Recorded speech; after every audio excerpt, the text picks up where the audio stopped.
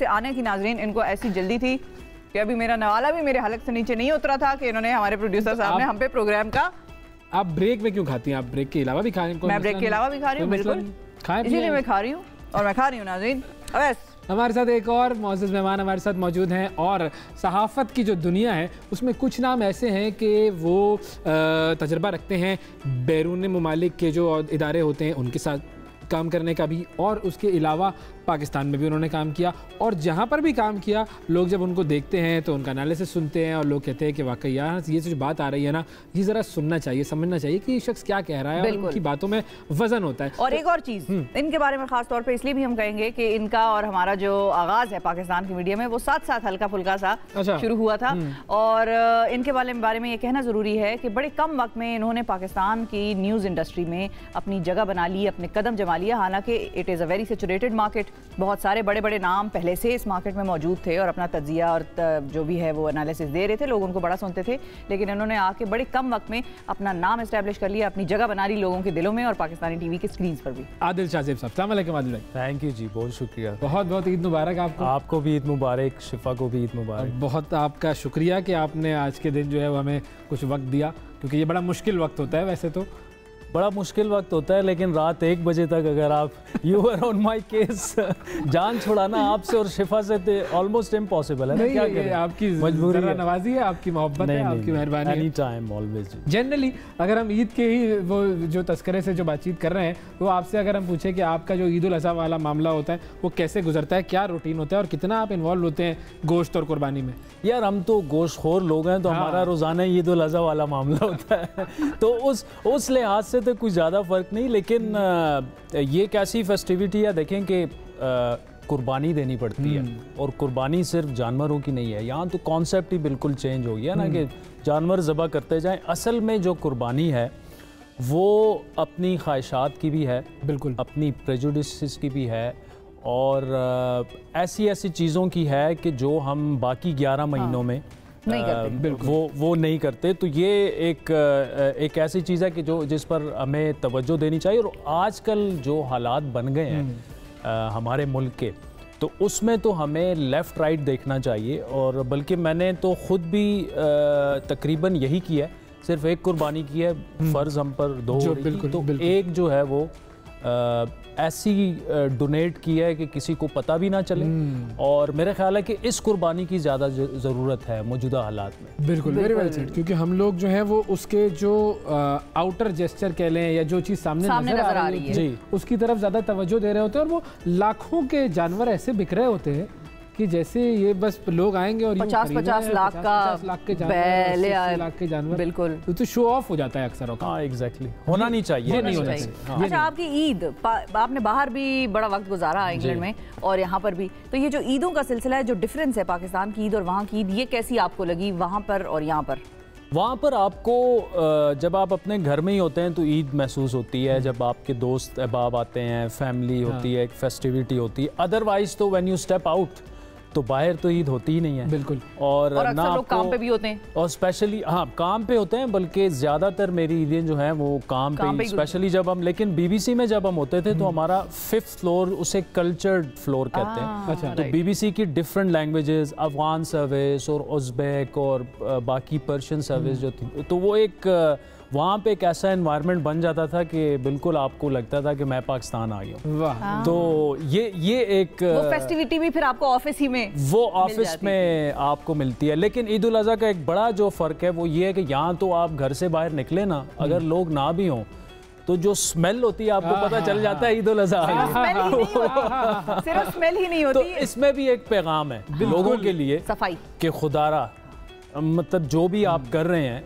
At least अपना गंद खुद ही संभाल लें, बिल्कुल वो उनके लिए भी बेहतर है। और देखिए सेहत के मसाइल वैसे ही इतने ज़्यादा हैं, और सफाई का उस तरह से वैसे भी छुट्टियां होती हैं एडमिनिस्ट्रेशन की और लेफ़्ट राइट जो भी सफाई करने वाले जितने भी लोग होते हैं, तो थोड़ा सा हमें इस दफ़ा अगर जितना भी कोई अपने तरीके से इंश्योर करवा सकता है, तो वो भी मेरे ख्याल में हम अपनी ही खिदमत कर रहे होते हैं, लेकिन साथ में अगर आपके गंद की वजह से कोई बीमार पड़ जाए, हाँ, वो भी अच्छी बात है। अच्छा, इसमें दो चीज़ें बड़ी अहम है। एक तो ये कि वो जो म्यूनिसिपल कॉर्पोरेशन की जो गाड़ियाँ होती हैं वो उस दिन भी बेचारे लगे हुए होते हैं काम करने में, बड़ी मेहनत कर रहे होते हैं जी, उस दिन भी। हाँ।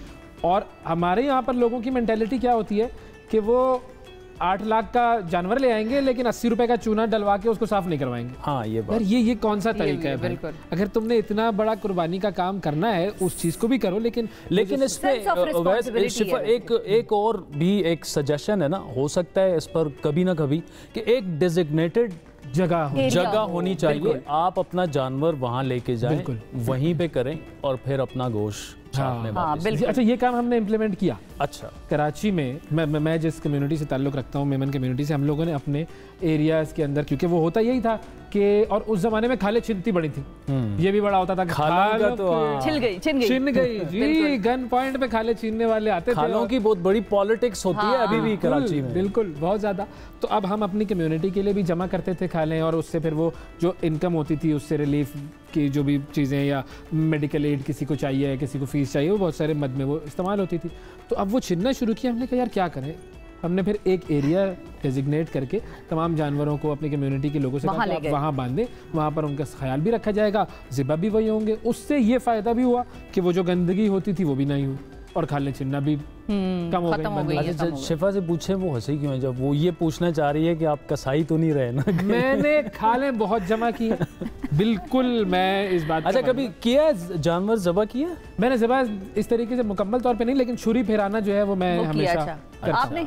बिल्कुल। या मैं दिल कमजोर है जरा? मैं तो बिल्कुल। अच्छा। मैं देख भी नहीं सकता। अच्छा। दिल कमजोर है, बिल्कुल, थोड़ा सा है जरा। नहीं, दिल नहीं, वो थोड़ा सा तकलीफ में मैं किसी चीज को नहीं देगा, चाहे वो जानवर हो। ये बहुत सारे लोग होता है जो कि कहते हैं कि नहीं। पहले इतना नहीं होता था, लेकिन 16-17 साल जो मैंने बाहर गुजारे ना, उसके बाद बाहर की हवा लग गई। यही होता है, बाहर लड़का खराब हो गया।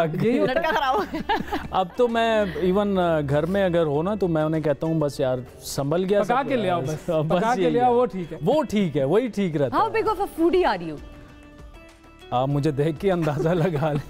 अच्छा, वैसे ये बात भी पता है, बहुत पते की नहीं है, बहुत सारे लोग ऐसे होते हैं जिनको देख के तो यही अंदाजा होता है कि बेचारे को सिर्फ हवा ही लगती है, लेकिन वो खाता पूरा है हाथी जितना। नहीं, मैं खाने के मामले में बिल्कुल ऐसे ही हूँ जिस तरह हमारे पीपल्स पार्टी के एक रहनुमा है कुंडी साहब, वो जो है ना, बिल्कुल उलट मामला है हमारा। वो खाते खाते थकते नहीं है, और मैं बिल्कुल ही फूड सामने पड़ा होता है। He is a good friend. अक्सर वो जब हम उन्हें बहुत ज्यादा मजबूर कर लेते हैं कि यार कभी तो आपके यहाँ भी दावत हो कुछ जाए, तो वो पेंडा करते हैं डी खान वाला। वो 3-4 साल के बाद, अच्छा, फिर वो 3 साल हमें याद दिलाते हैं। अच्छा, नहीं, जो पेंडा अभी हमने उनके घर खाया था वो अब 3 साल बाद आएगा उसकी बारी। वो भी आएंगे, उनसे पूछ लेंगे कि वो पेंडा जो था वो कैसे, और उनका उसकी अगली किस्त कब होगी। बिल्कुल। अच्छा, कौन सी ईद ऐसी है कि जिस पे आपको ऐसा लगा हो कि आपको कोई ऐसा एक बंदा याद आया हो जो आपके साथ उस ईद पे ना हो? 2009 की जो ईद थी, 2008 में बेनज़ीर भुट्टो की शहादत थी। हाँ। और वो एक ऐसा दौर था कि I graduated in 2007 from Glasgow, और उसके बाद चूँकि बीबी लंदन में होती थी तो वो यूनिवर्सिटी भी हमारे आई, और मैं स्टूडेंट यूनियन का प्रेसिडेंट भी इलेक्ट हुआ था उसी साल। तो उनके साथ काफ़ी अटैचमेंट हो गई थी, काम भी 6-7 महीने उनके साथ बड़ा क्लोजली किया। तो फैमिली के बाहर या दोस्तों के अलावा वो पहली डेथ थी जिस पे मैं लिटरली आई बर्स्ट इन, और समझ नहीं आ रही थी 10-15 दिन। वो जो ईद थी वो इतनी ज़्यादा खुशगवार नहीं थी। महसूस हुई कमी। हाँ, मतलब देखिए, पॉलिटिकल आइडियोलॉजी एक अलग चीज़ होती है, वो आप you may disagree, you may not disagree, लेकिन वो खातून ऐसी थी कि मेरे ख्याल में पाकिस्तान में ये तो नहीं कह सकते कि उन जैसी पैदा ही नहीं, बहुत ही कम स्टेचर की, और तो that was a big loss, और स्पेशली जब आप मुल्क से बाहर हों तो ये चीज़ें आपको बड़ी फील होती हैं। We lost a great leader. अच्छा, ये जो भी आपने कहा कि आप स्टूडेंट यूनियन के वो प्रेसिडेंट भी मुंतखब हुए थे। जी जी। तो ये क्या पॉलिटिकल एक्टिविटीज आपकी जो है वो उसमें नहीं, वहाँ पे यहाँ तो देखिए, यहाँ तो यूनियंस बड़ी डिफरेंट होती बिल्कुल, यहाँ तो मामला ही अलग है, स्टूडेंट फेडरेशंस और वो वहाँ पे तो बाकायदा हर यूनिवर्सिटी की एक स्टूडेंट यूनियन होती है जो कि सारे स्टूडेंट्स को रिप्रेजेंट करती है, जो काउंसिल कह लें।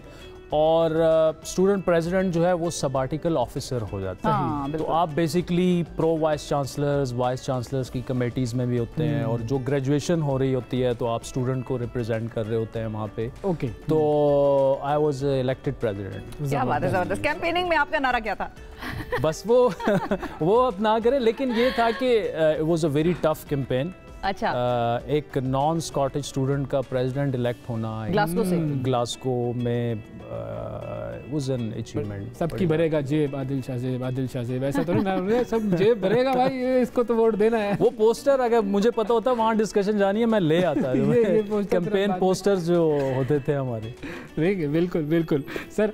हम जो हमारा मैसेज है ईद का जी, वो हमने तो आपसे जब शुरू में गुफ्तगू हुई तो ही यूँ कह लीजिए कि वो मिल गया कि हमें जो है वो लोगों को शरीक करना है और इन चीज़ों का ख्याल रखना है कि वाकई हम जो ईद का एसेंस है असल, उस एसेंस की तरफ जाएं। लेकिन finally as a final question हम चाहेंगे कि जो लोग आपके जो दोस्त जी बाहर बैठे हुए हैं, जो अहबाब और जो अहबाब यहाँ वाले हैं जिनके साथ आप गोश्तखोरी करेंगे, उनको आप क्या मैसेज देना चाहेंगे? देखिए, मैसेज ओवरऑल बड़ा क्लियर है सबके लिए, और जब एक जर्नलिस्ट मैसेज देता है आपको लोग सुनते हैं, टीवी पे आते हैं, मेरे ख्याल में ना हमें अपने आप से शुरू करना चाहिए। जो मैं यहाँ पे कह रहा हूँ वो मेरे कॉन्डक्ट में, मेरे कैरेक्टर में रिफ्लेक्ट होना चाहिए। सबसे बड़ा मैसेज जो है ना वो आप दोनों के लिए, मेरे अपने लिए, हम लेक्चर देना तो आसान है जी, करना आसान है। सारे हम बैठ के कौम को भाषण दे रहे होते हैं रोजाना, आप सुबह 9 से 11 मैं 10 से 11, लेकिन अपने आप की इंट्रोस्पेक्शन करना वो बहुत ज़्यादा ज़रूरी है। और यही पैगाम सबके लिए, आपके चाहने वाले, सुनने वाले, आपकी बड़ी फॉलोइंग है दोनों की मॉर्निंग शो की, तो एक बड़ा सिंपल पैगाम है, और वो ये है कि हमें, जब हम ये सोचना छोड़ दें कि जी बस हम परफेक्शन हमारे में ही है, तो मामलात बहुत ज़्यादा संभल जाएंगे, ना सिर्फ हमारे बल्कि सोसाइटी के, फैमिली के, और इसी तरह मुल्क के। देखिए, हम घर से बाहर निकलते हैं ना, हम शीशे में खड़े हो जाते हैं, देखने के लिए अच्छे लग रहे हैं, ठीक है, हम अपने आप में एक गलती भी बर्दाश्त नहीं करते, और देख के जब हमें लगता है कि ये अब परफेक्शन हो गई है, ठीक है, लेकिन बाहर जैसे ही जाते हैं ना तो ये कहते हैं यार तुम्हारे दांत टेढ़े हैं, तुम्हारे बाल इस तरह हैं। ये मतलब मैं वैसी उस एक एग्जांपल आपको दे रहा हूँ कि हमें दूसरों की गलतियां तो नज़र आती हैं, अपनी नहीं नज़र आती। तो इस ईद पे थोड़ी अगर हम कोशिश करें कि अपनी, अगर हर एक बंदा 2-2, 3-3 गलतियां जो हैं वो भी आइडेंटिफाई कर ले, और अगली ईद तक एक रेजोल्यूशन रख ले कि उसको सॉर्ट आउट करना है। क्या बात है, ज़बरदस्त, मज़ा आ गया। और नाजरीन, इसीलिए हमने कहा था कम वक्त में बड़ा नाम बनाने वाले हमारे साथ मौजूद हैं आदिल शाह से। बहुत शुक्रिया अदा करेंगे आदिल, बहुत मज़ा आया आपके साथ गुफ्तगू करके। मरतबा फिर बहुत बहुत ईद मुबारक आपको। नाजरीन, वक्फा लेते हैं, आपको भी एक मरतबा फिर ईद मुबारक, और वक्फे के बाद दोबारा मिलते हैं।